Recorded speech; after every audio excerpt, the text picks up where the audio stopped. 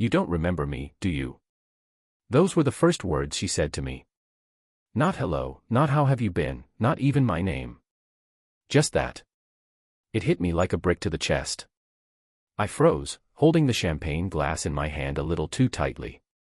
The ice clinked against the rim as I looked at her, and for a second I was convinced I didn't know her. But her eyes, something in them felt painfully familiar, like a song I hadn't heard in 20 years suddenly playing at full volume. We were standing on the rooftop of the Park Meridian Hotel, a private event for the launch of a new sustainable fashion line. I was there as one of the silent investors. She was there as one of the faces of the brand, tall, graceful, flawless. The kind of beauty that makes everyone else look like they're trying too hard. But now that I really looked at her, I saw it. Behind the perfect contour, the expensive dress, the confident posture, there it was. Her. Emily. I said, the name falling out of my mouth like a confession. Emily Barker. Her smile was tight, almost mechanical, but her eyes flared with something darker. There it is, she said, and sipped her drink without breaking eye contact. I hadn't seen her since high school. Back then, she was known as Big M.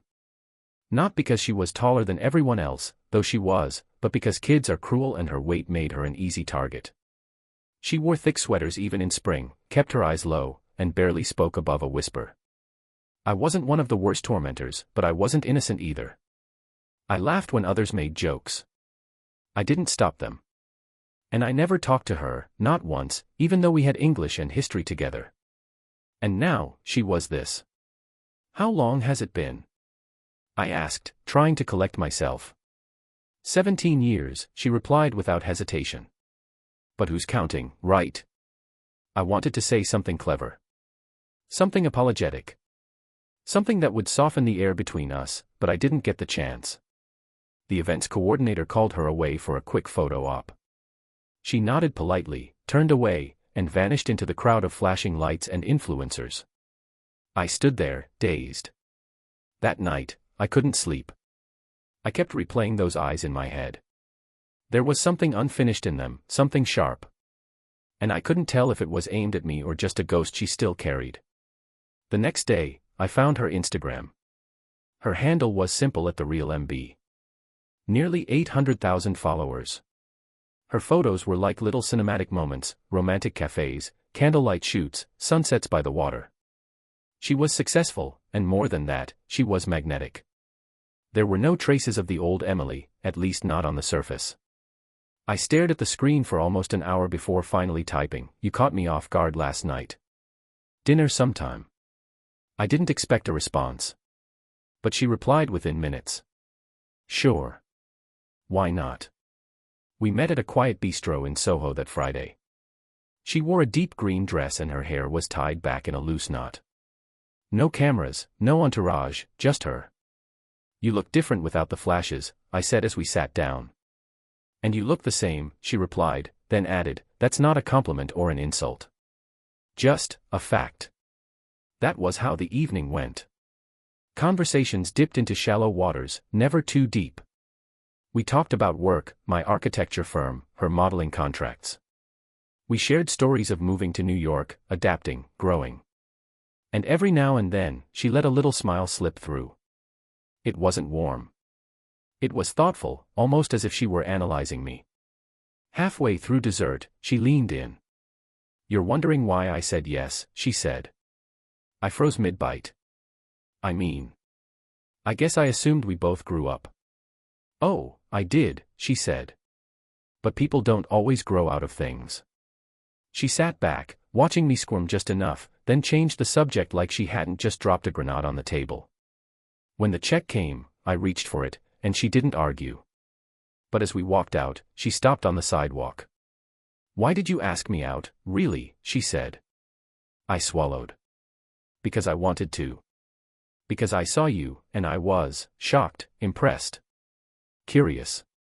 "Curious is a dangerous reason," she said, then turned and walked off into the night, heels clicking like a countdown. Over the next few weeks, we saw more of each other. She would drop by my office with coffee, sometimes sit through my design presentations like she belonged there. She'd ask me questions about my childhood, about the people I hung out with, about things I barely remembered. And then one night, as we lay side by side on my couch, the city lights glowing through the tall windows, she said something that chilled me. "You know what the worst part of high school was?" she asked. I looked at her, unsure if it was a trap. What? It wasn't the jokes. Or the names.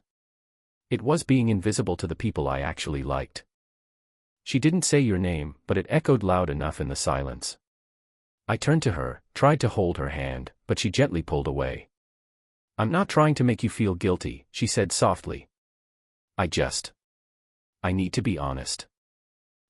Whatever this is between us, it's not easy for me." I nodded, heart heavy. "I get that. I do. But the truth was, I didn't. Not really. I had spent my life moving forward, building, succeeding. I didn't carry those ghosts the way she clearly did.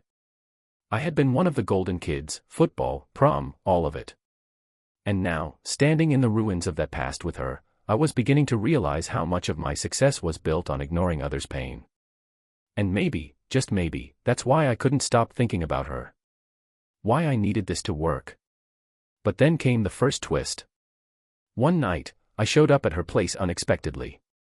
I had a rough day, a bad client meeting, and I just wanted to be around her. I rang the buzzer. No answer. I texted.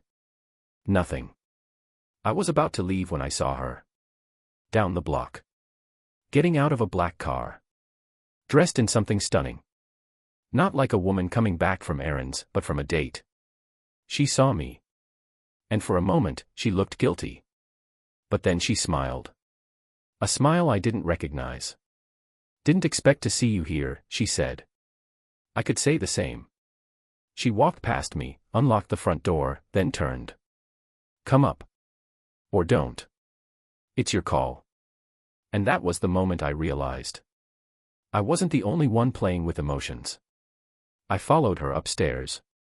I wish I could say I stayed on that sidewalk, turned around, went home, and let common sense guide me. But something inside me, maybe pride, maybe pain, maybe something deeper, pulled me forward like a magnet. Her apartment was on the 10th floor, with wide glass windows overlooking the city. It was stylish but not flashy. Warm, moody lighting. Scented candles flickering. It didn't look like a place someone lived in, it looked like a memory someone curated. As she took off her coat and tossed it on a chair, I stood awkwardly by the door. "I wasn't on a date," she said, not looking at me. "If that's what you're thinking." "Didn't say I was," I answered, too quickly. "You didn't have to." I exhaled, long and slow, stepping further into her space. "Emily. I'm not trying to keep score here, last few weeks, I thought we were building something real." She raised an eyebrow as she poured herself a glass of water. "Building something real. That's a big phrase for 2 dinners and a few late-night texts." "You know it's more than that," I said, my voice low. "You feel it too." That's when she turned to me, and there was that look again. Like she was trying to decide whether to embrace me or burn me down. She said, "What if I told you I don't want it to be real?" I blinked. "Why would you say that?" "Because real means trust. And trust means history. And our history is the reason I couldn't even walk into a classroom without my heart racing." The words hit hard, and I had no defense. What could I say? That I didn't mean to be part of her pain.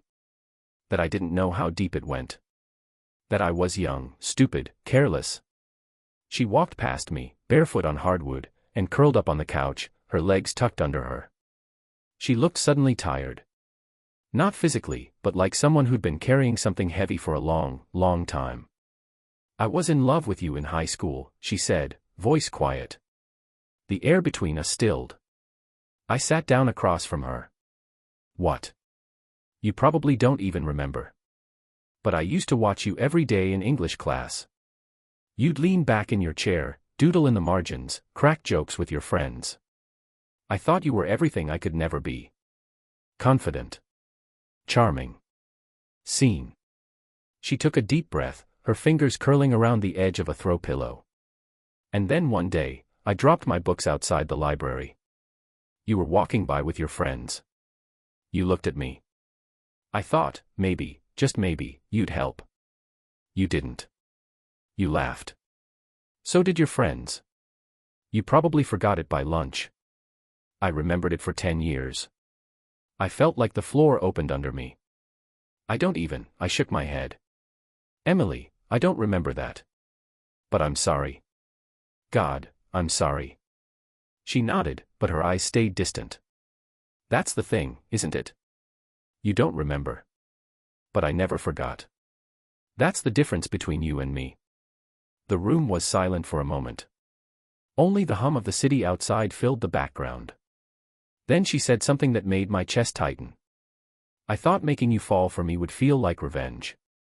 I thought I'd finally have power. I stared at her, stunned. But it doesn't, she continued, her voice cracking. It just makes me feel more broken. Because now you're here, you're kind, you're trying. And I don't know what the hell to do with that. I got up slowly, crossed the room, and knelt in front of her. I took her hand. This time, she didn't pull away. Then let's start from here, I whispered. Not from who we were. From who we are. She didn't say anything. But the tear that rolled down her cheek told me everything. For a while after that night, things got better. We started spending more time together, not in fancy places, but in the quiet in-between moments. Grocery shopping. Watching old movies. Cooking late-night pasta. I learned that she loved terrible horror films and always cried during commercials with dogs in them. She found out I still talked to my mom twice a week and kept a playlist called Songs I Pretend I Don't Love. There were moments, real ones. Laughter, tenderness. I thought we were healing something old and growing something new in its place. But deep down, there was still something between us. A wall I couldn't name, and she wouldn't admit. And then came the text. One night, as we were watching The Sixth Sense for the 100th time, her phone buzzed. She glanced at it, turned it over quickly, but not before I caught a glimpse. So how's the plan going? That was all I saw. I didn't say anything at first. I tried to push it aside, tell myself I was being paranoid. But at 3 a.m., after she'd fallen asleep beside me, I got up, heart pounding, and checked her phone. Yes, I know it's wrong. I know it's a violation. But something in me needed to know. And what I found made my blood run cold. There were messages between her and someone named Mel. A friend from high school, apparently. The kind of friend who remembered all the nicknames and all the slights. Mel, tell me you made him fall for you. Emily, he did. He's completely hooked. Mel, God, this is like the best revenge movie ever. Emily, except I think I messed up. I think I caught feelings. I put the phone down like it burned. She had planned this. Planned to make me fall for her. To humiliate me. To use me. But then, those last words. I think I caught feelings. I sat on the edge of the bed, staring at her sleeping form, beautiful and complicated and a liar. I wanted to wake her up. I wanted to scream. I wanted to ask her why. But I didn't. Instead, I walked out of her apartment. Quietly. Slowly. Like someone leaving the scene of a car crash, too numb to feel the damage yet. The next day, she showed up at my office. No makeup. Hair in a bun. Raw. You left, she said, standing in the doorway like a ghost. I saw the messages, I said simply. She closed her eyes. I figured. I was part of some game. I asked. A joke between you and your high school buddy? No, she said, voice trembling. It started that way. I won't lie. I was angry, and I thought, maybe if I turned the tables, I'd finally feel like I won. But then I got to know you, really know you. And I didn't want revenge anymore. Then why keep it going? I asked, heartbreaking. Because I was afraid, she said. Afraid you'd walk away if you knew the truth. Afraid I'd lose the first person who ever saw me, not as a joke or a symbol, but as me. I didn't respond. I couldn't. Because deep down, I didn't know if I believed her. And worse, I didn't know if I could forgive her. I didn't sleep the night after she came to my office. I just lay on my bed, staring at the ceiling, playing her words over and over in my head. Her voice, the trembling honesty, the desperation in her eyes, it all seemed real. Too real. But so had the messages on her phone. The giddy way she'd talk to her friend. Like I was just some pawn in a long game of payback. I kept asking myself, was she still playing me? Or had she really started to care? I wanted to believe her. God, I did. I had let myself fall, let my guard down in a way I hadn't done in years. I had trusted her. And now all of it felt like a cruel trick wrapped in soft smiles and candlelit conversations. By morning, I made a decision. I needed space. I texted her. I need time. Please don't reach out right now. She didn't reply. The next few days were hollow. I went through the motions at work, client calls, design drafts, team meetings, but nothing held weight. My colleagues noticed. A few of them asked if I was okay. I lied. I told them I was tired, overworked, burnt out. None of it was true. I wasn't tired. I was broken. It wasn't just that she lied to me. It was what the lie said about who I had been. Who I might still be. That careless high school boy who didn't see the girl struggling to carry her books, didn't hear the pain behind the laughter. Maybe I hadn't changed as much as I thought.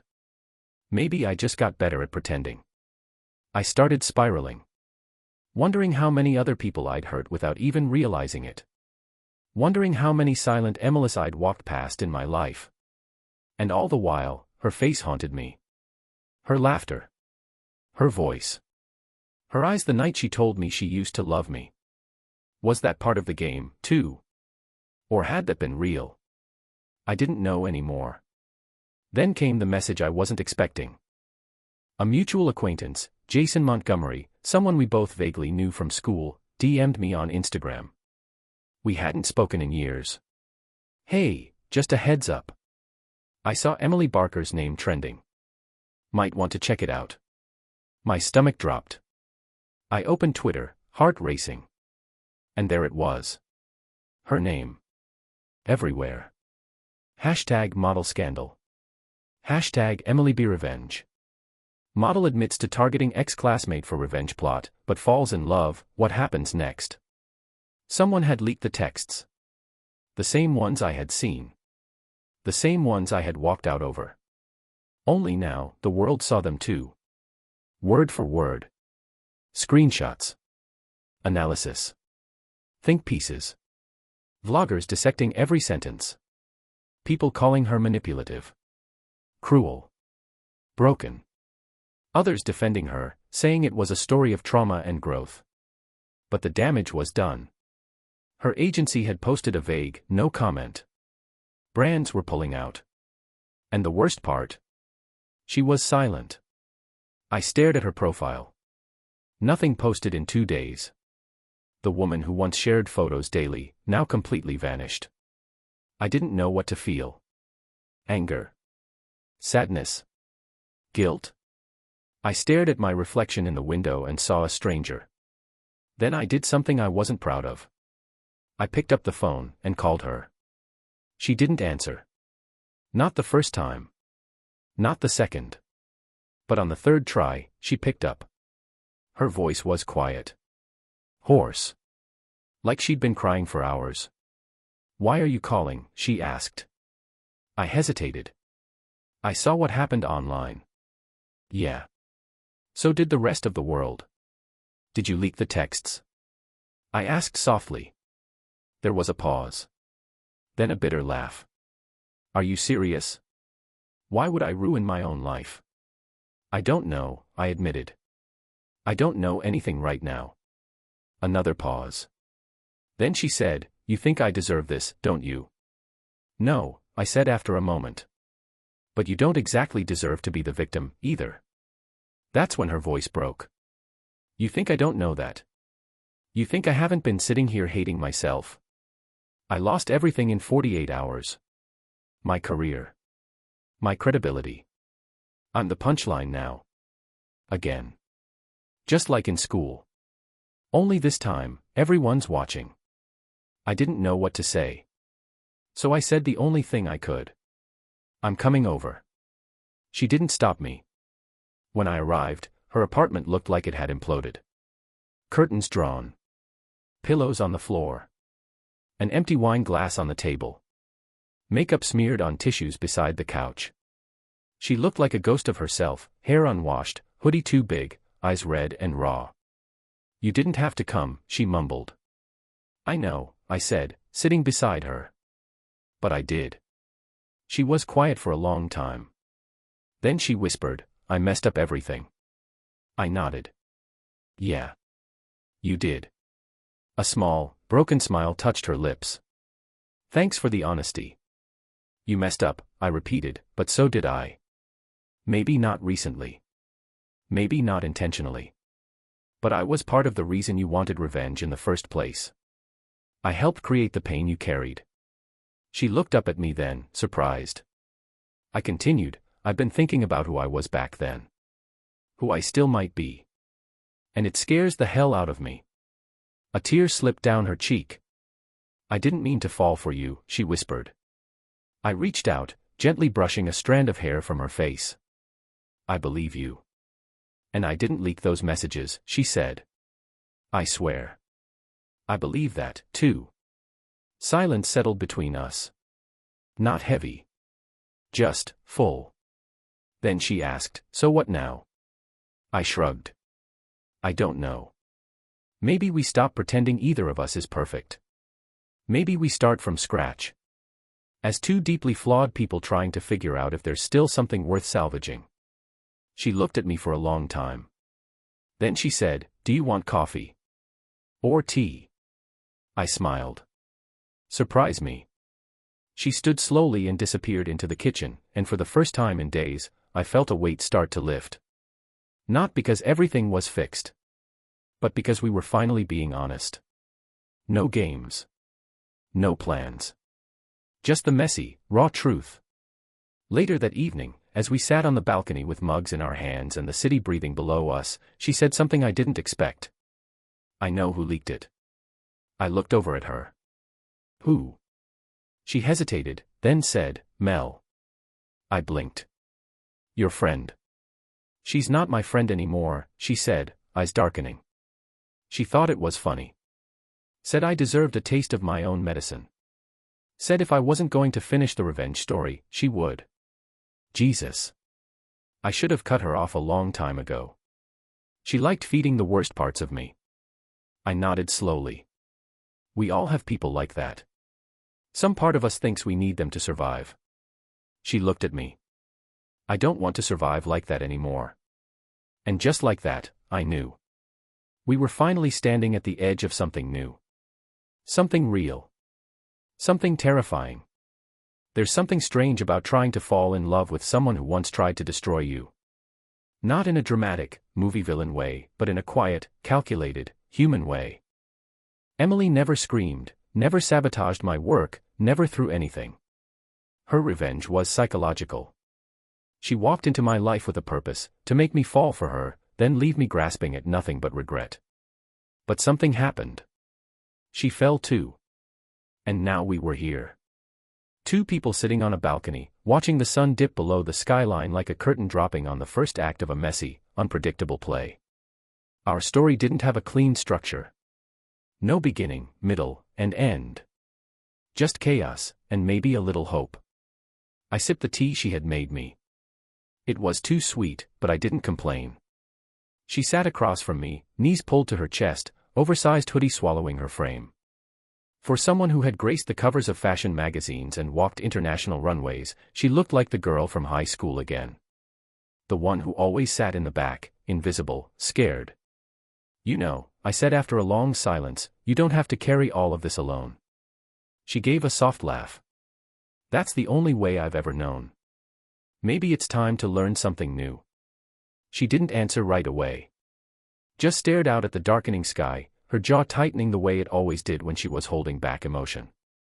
You want the truth? She asked finally. I nodded. I was terrified you'd hurt me again, she said. That you'd laugh at me. Not like in high school, not out loud, but in your head. That maybe you'd say all the right things and still look at me like I was that fat, pathetic girl with acne and oversized hoodies. I leaned forward. Emily, I don't see you like that. I haven't for a long time. I know. But I see me like that. Every time I look in the mirror, even now, even in the photo shoots with perfect lighting and expensive makeup, I still see her. My heart twisted. Not out of pity, but out of something deeper. Recognition. Do you know how many times I've sat in meetings, dressed like a millionaire, and still felt like a scared teenager trying to prove I'm not a failure? I said quietly. I get it. More than you think. Her eyes met mine. And for the first time, I think she really believed me. Over the next few weeks, we took things slow. There were no Instagram posts, no candlelit dinners, no big declarations. Just small, ordinary things. She'd show up at my place with takeout and no makeup. I'd go to hers with a six-pack and stories from work. We talked about everything. And nothing. Sometimes we sat in silence, letting it stretch between us without pressure to fill it. I liked it better that way. Real. Quiet. Honest. Her career, though, was still in freefall. The leaked messages had done more damage than either of us anticipated. Brands pulled endorsements. Magazine shoots were rescheduled, which was just a polite way of saying cancelled. Agencies didn't return her calls. The internet loved a scandal, and hated a woman who didn't fit the redemption narrative perfectly. They want me to cry on camera and beg for forgiveness, she told me one night. But I won't. Not for telling the truth about how I felt. You don't have to beg, I said. You just have to survive it. But survival doesn't pay the bills. That's when I made her an offer. I know someone, I said. A friend who runs a media firm. They're building a campaign focused on mental health and self-image. It's raw. Real. They need someone who isn't polished, someone who's actually lived through it. She looked at me like I'd offered her a lifeline. Would they even want me? They'd be lucky to have you. A week later, she had her first meeting. I went with her. Just waited in the lobby, scrolling through emails, but every so often, I glanced toward the conference room, watching her through the glass walls. She was confident. Articulate. Passionate. The real her. The one I was still getting to know. When the meeting ended, she stepped out with flushed cheeks and a small smile. How'd it go? I asked. They want me, she said, stunned. They want me. Not a filtered version. Not an apology tour. Just me. I pulled her into a hug, and for the first time since everything happened, I felt something solid between us. Not tension. Not guilt. Just quiet, growing love. But love, especially ours, never came without complications. 2 nights later, as we sat on her couch watching some low-budget documentary about haunted hotels, her phone buzzed. She looked at it. Froze. Then locked the screen and set it face down. I noticed. Of course I did. Who was that? I asked, trying to keep my voice even. No one, she said too quickly. I waited. Then she sighed and picked up the phone again, holding it out to me. It was a message from her father. You still ignoring me? I see you on the news. Must be proud of yourself. Let's talk. Unless you've erased your family too. I looked up at her. I didn't know you still talk to him. I don't, she said. Not for years. But when my name started showing up in headlines again, he started reaching out. Do you want to talk to him? She shook her head. I don't even want to remember him. I waited. And then she told me everything. About how he used to call her names when she was a teenager. How he'd throw her plate away if he didn't like what she was eating. How he told her no man would ever want her if she didn't fix herself. Her mom. Silent. Always silent. He was the first person who ever made me hate myself, she said. And the last person I ever asked for approval. I didn't speak. Just held her hand. Firmly. You don't have to answer him, I said. You don't owe him anything. I know, she whispered. But part of me still wants him to see me. To see what I became. Then let him see, I said. But on your terms. She nodded slowly. I'm tired of running from ghosts. 2 days later, she posted a video. No makeup. No studio. Just her, sitting in front of a window, sunlight on her face. She talked about pain. About shame. About transformation. About how revenge will never heal what love never touched. She didn't name names. Didn't play the victim. She told the truth. It went viral in less than a day. Comments flooded in. This hit hard. Thank you for saying what so many of us are afraid to. I've never felt seen until now. Her inbox filled with new offers. But this time, they were different. Speaking events. Panels. Campaigns with purpose. She wasn't just a model anymore. She was a voice. That night, we lay side by side in her bed, staring at the ceiling. I don't know what's happening to me, she said. I've spent so long trying to be seen, and now that I am, I don't know who I'm supposed to be. I turned my head toward her. Maybe you don't have to be anything, I said. Maybe you just are. She looked at me. And this time, when she kissed me, it wasn't a game. It was real. It was strange how quickly everything shifted after that video. Emily had always known how to command a lens, but now, for the first time, people weren't just seeing her face, they were hearing her story. And they were listening. Really listening. She was invited to speak on podcasts, participate in panels about body image, trauma, mental health, and the modeling industry. Her words carried weight, not just because she was beautiful or because she had once been mocked, but because she spoke with raw truth and didn't sugarcoat any of it. I watched her rise, not the way models rise with magazine covers and catwalks, but with authenticity, with scars visible, trembling voice and all. She wasn't perfect. And that's why people fell in love with her. And so did I. But love, I was learning, wasn't always a straight path forward. It was a winding road through shadows neither of us fully understood.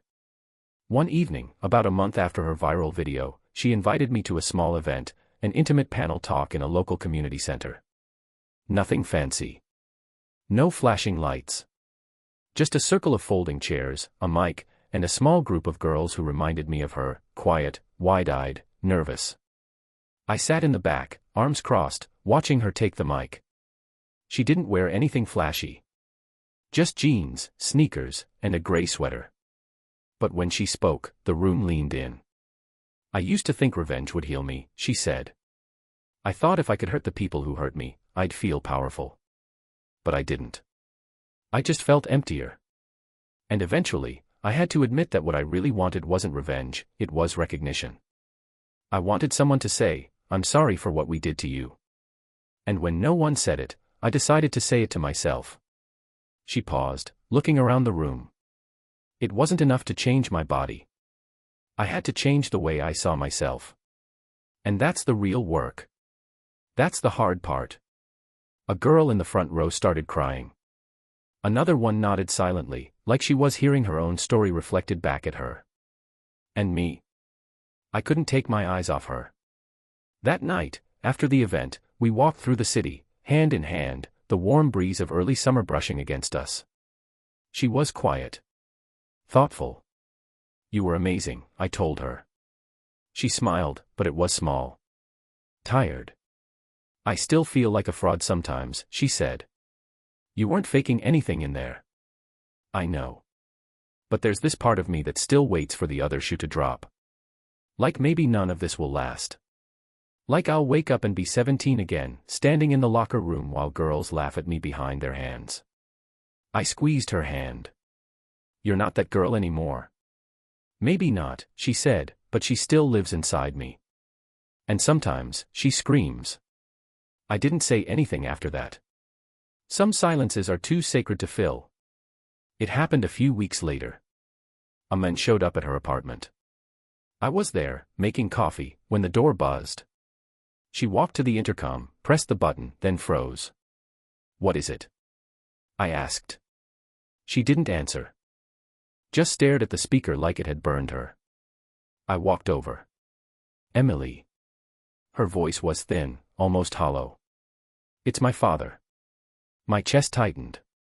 Do you want me to? She shook her head. No. I'll talk to him. I stepped back. She opened the door. And there he was. Older, grayer, more tired than I remembered from the photo she once showed me. But his posture was the same, rigid, judgmental. Like the world owed him something. He stepped inside like he still had the right. I'm not staying long, he said flatly. Just came to say I saw your video. You're embarrassing yourself. Her jaw clenched. You came all this way just to say that. I came to remind you that dragging your past into the spotlight doesn't make you brave, it makes you weak. I moved instinctively, stepping forward, but she held up a hand. Let me handle this, she whispered. Then she turned to him. I was weak, she said. Back then. When I let your words shape me. When I starved myself because you told me no man would love me. When I stayed silent because I thought I deserved the pain. But not anymore. His mouth twitched, but she didn't stop. You don't get to shame me now. You don't get to rewrite my story. You were part of the damage, and I've finally stopped pretending that wasn't true. His face darkened. You're ungrateful. She stepped closer. I'm healed. Not thanks to you, but despite you. He looked at her for a moment, stunned. Then, without another word, he turned and walked out. She closed the door behind him, and for a long while, we stood in silence. Her shoulders were shaking. I didn't cry, she whispered. Not in front of him. Not this time. I pulled her into my arms. And she collapsed against me. We didn't talk much that night. She just lay with her head on my chest, tracing small circles on my arm, eyes far away. I don't think I'll ever fully stop feeling broken, she said. Maybe you don't have to, I told her. Maybe the strength is in loving yourself anyway. She looked up at me. You say the right things, you know. I smiled. Only because I mean them. And I did. Every word. But I should have known it wouldn't end quietly. The next morning, I woke up to a message on my phone. An anonymous number. Check the Daily Light. Front page. You'll want to see it. I frowned, heart already sinking. Emily was still asleep beside me. I opened the news site. There it was. From outcast to model, but did she lie to the world? Anonymous source claims Emily Barker exaggerated her childhood trauma for internet fame.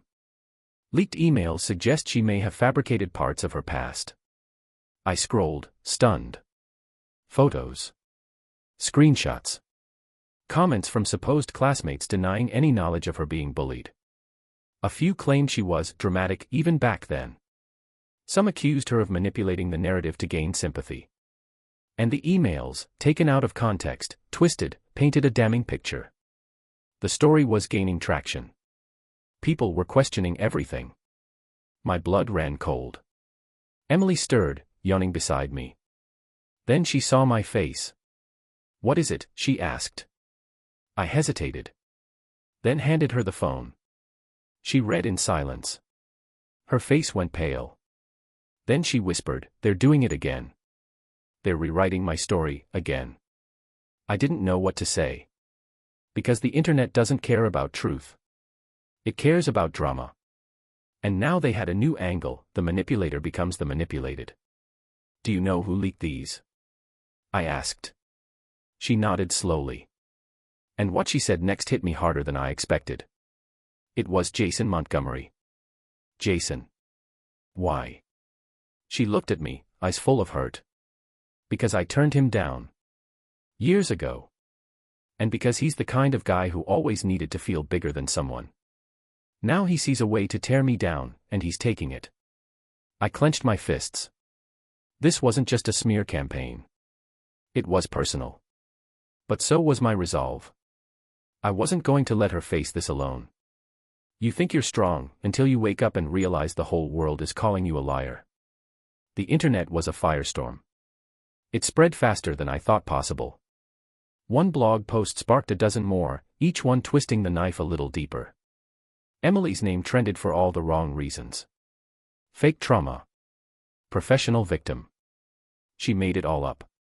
They called her everything except what she truly was: wounded, brave, and real. I watched it happen in real time. Watched her withdraw into herself. She stopped checking her phone. She didn't leave the apartment for 2 days. I brought her food. She barely touched it. Her voice, once so full of defiance and fire, became quiet. Careful. I hated it. I hated what they were doing to her. And more than that, I hated myself for not seeing this coming. On the 3rd day, I found her sitting on the floor of the shower, water pouring down around her, eyes vacant. I stepped in fully clothed, turned off the water, and knelt beside her. She looked up slowly. Maybe they're right, she whispered. Maybe I am just telling a story. My heart cracked. Emily, stop. Don't do that. I mean, maybe I exaggerated. I don't know anymore. Memory isn't perfect, right?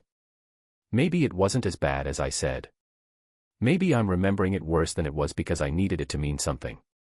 Her voice broke, and she covered her face with both hands. I held her tight. You didn't make this up, I said into her wet hair. I've seen the way you flinch at compliments.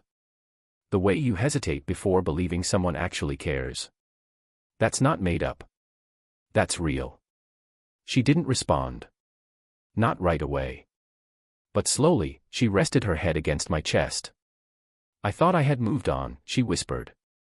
But the moment they called me a liar, it was like I was 13 again. Like I was back in the gym locker room, being laughed at while I hid behind a towel.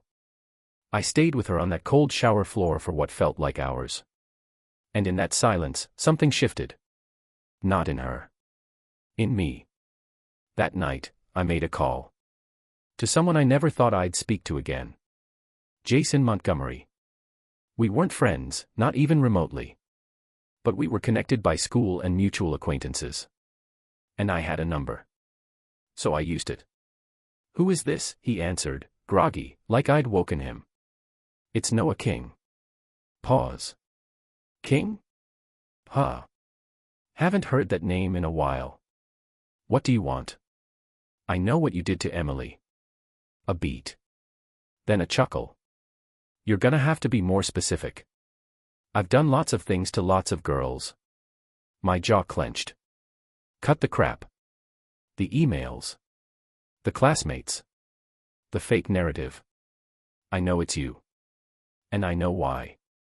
He laughed again, louder this time. So what? You calling to threaten me, lover boy? No. I'm calling to give you one chance to fix it. Fix it, he repeated, amused.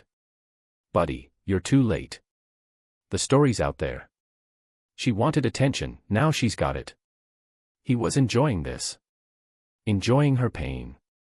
And suddenly I realized this was never about truth to him. This was about humiliation. Old school, playground bullying dressed up as adult drama. She's not the same girl you remember, I said. He scoffed. Oh, I remember her just fine. Desperate. Awkward. Clingy. Always trying to be liked. Just like now. I'm serious, Jason. Take it back. Before this gets worse. There was a pause. Then his voice dropped. You don't scare me. Neither does she. And you know what? I hope it does get worse. Because people like her, they don't get to rewrite the past and expect applause. He hung up. And for the first time in years, I wanted to break something. But instead of violence, I chose something else. Truth. Emily didn't want to fight back. Not at first. I just want it to go away, she said, curled up on the couch, staring blankly at a muted TV screen. You're letting him win. I don't care anymore. Yes, you do, I said. You just don't think your voice matters. She looked at me, tired, but listening. You said something once, that you wanted someone to say, I'm sorry. That no one ever had. Well, Emily, it's not your fault they didn't. It's not your job to convince people that pain leaves scars. She swallowed. I took her hand. Let's tell the truth. Again. Louder this time. Not for the ones who hate you, but for the ones who are you. Who are still in that locker room. Still hiding. Still waiting for someone to say it's okay to speak. Her eyes welled up. I'm scared. I'll be right there. We filmed the video the next morning. No stylists. No script. Just her. Me. A camera.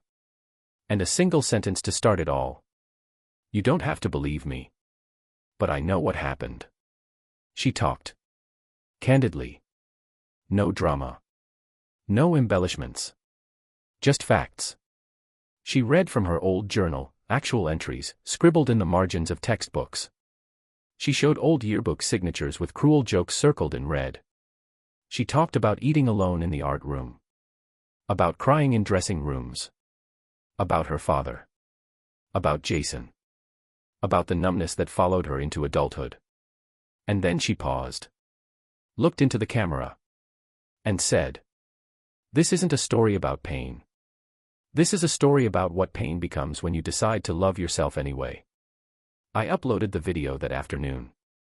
Within hours, it exploded. People shared their own stories. Old classmates came forward, not all of them kind, but many admitting what they'd seen and ignored. Some even apologized publicly. The tide shifted.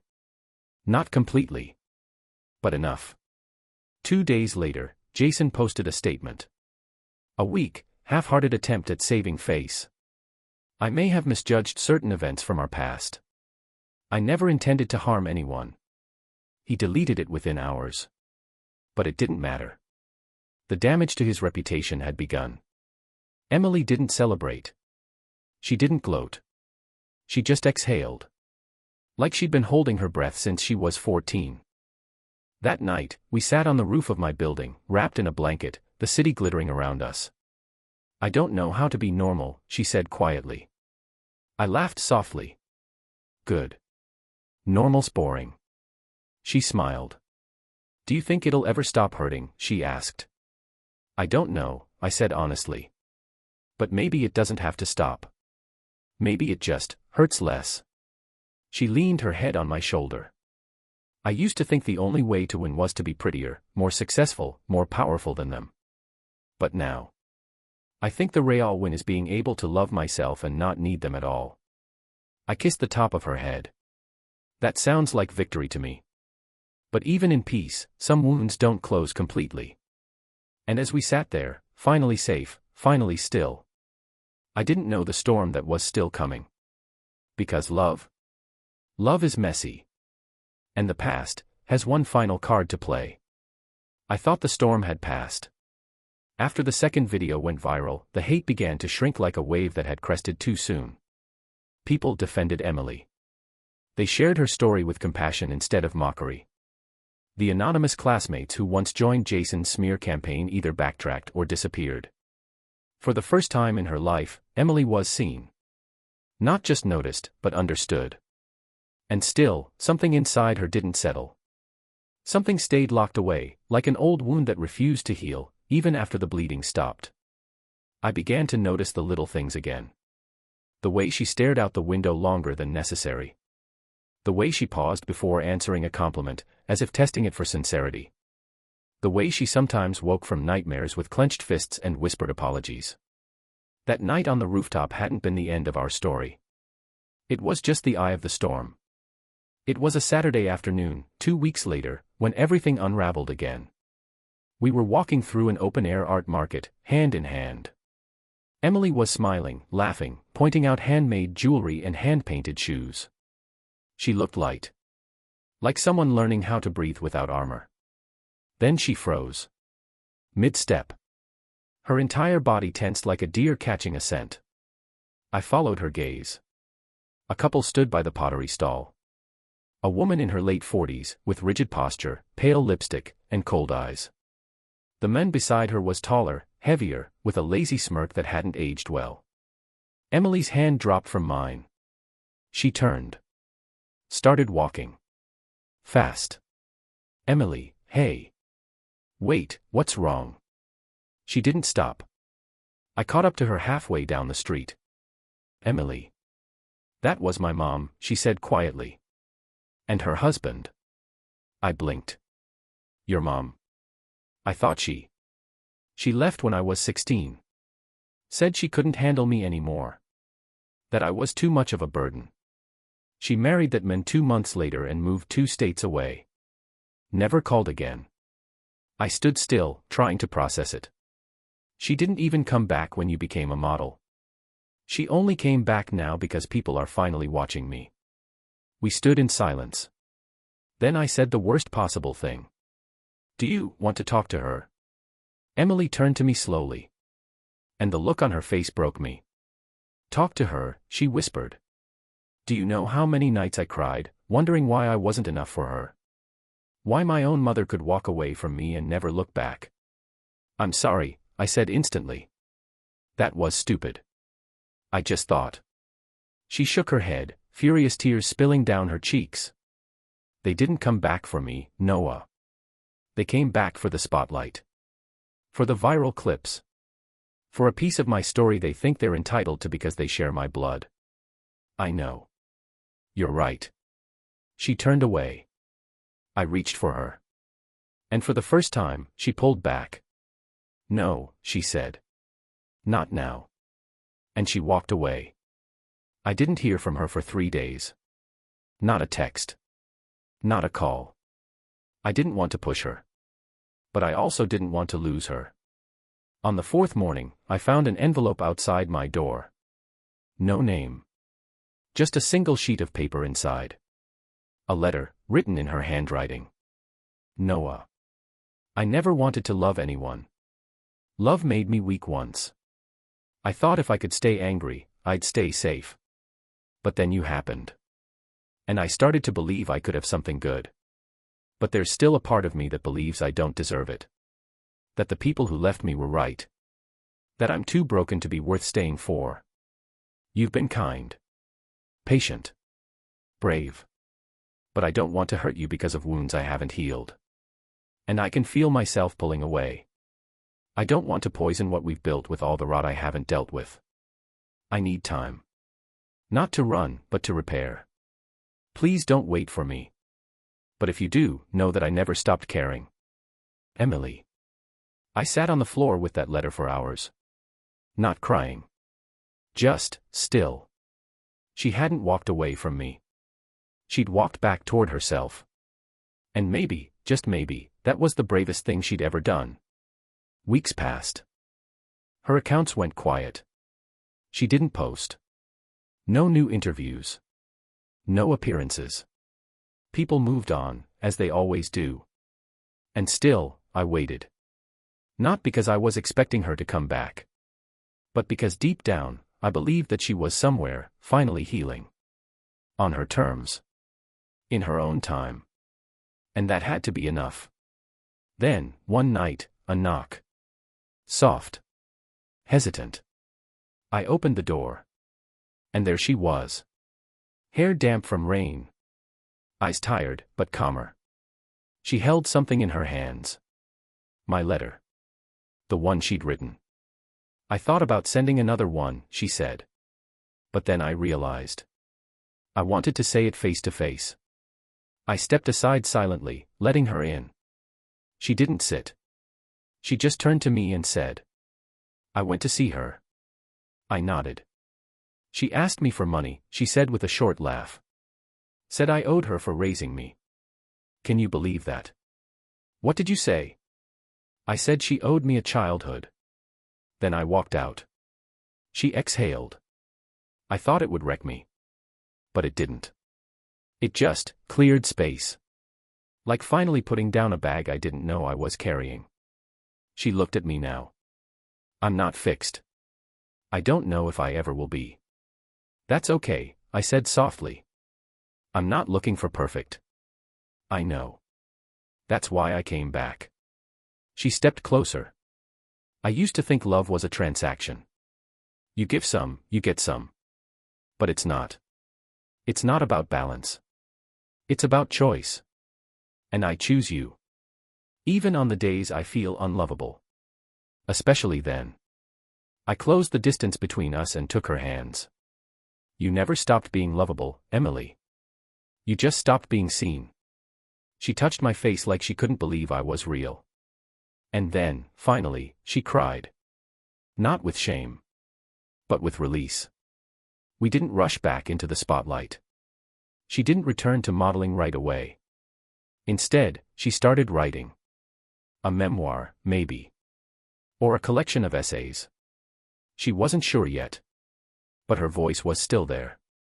Stronger than ever. And me? I stayed.